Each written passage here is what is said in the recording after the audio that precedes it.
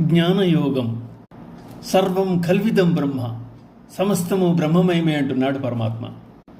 బ్రహ్మార్పణం బ్రహ్మహవి, బ్రహ్మాగ్నౌ బ్రహ్మణాహుతం, బ్రహ్మేవ తేన గంతవ్యం బ్రహ్మకర్మ సమాధినా. అర్జున, యజ్ఞకార్యములకు ఉపయుక్తముకు సాధనములు బ్రహ్మం, హోమము చేయబడు ద్రవ్యము బ్రహ్మం, అగ్ని బ్రహ్మము, యజ్ఞకర్త బ్రహ్మం, హవనక్రియ బ్రహ్మం, యజ్ఞఫలము కూడా బ్రహ్మమే. చరాచర జగత్తు బ్రహ్మమునందు విద్యగా ఆరోపింపబడుతోంది. ఆరోపిత వస్తువు స్థిరమై ఉన్నదానికన్నా వేరు కాదు. కనుక ప్రపంచంలోని, సృష్టిలోని ప్రతి వస్తువు బ్రహ్మమే.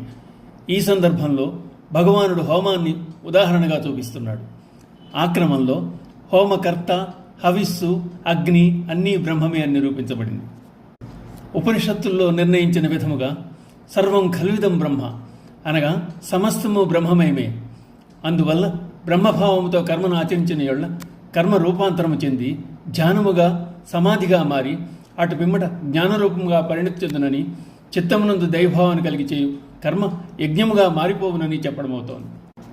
దైవమేవ అపరే యజ్ఞం యోగినః పర్యుపాసతే, బ్రహ్మాగ్నావపరే యజ్ఞం యజ్ఞేనైవోపజుహ్వతి.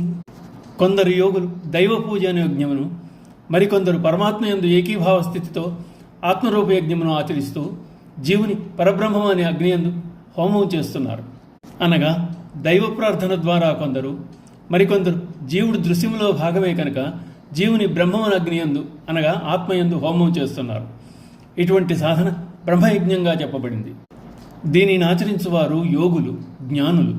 భ్రమరకీట న్యాయమును అనుసరించి బ్రహ్మమునందు వ్రాల్పబడిన జీవుడు కూడా బ్రహ్మస్వరూపం పొందుతున్నాడు. అదే మోక్షస్థితి. ఆత్మవిచారణ చేత, వైరాగ్యము చేత దృశ్య సంస్కారము దగ్ధము కాబడి చిత్తము బ్రహ్మమునందు లీనమైపోతాయి. అదే బ్రహ్మయజ్ఞం. ఓం నమో భగవతే వాసుదేవాయ.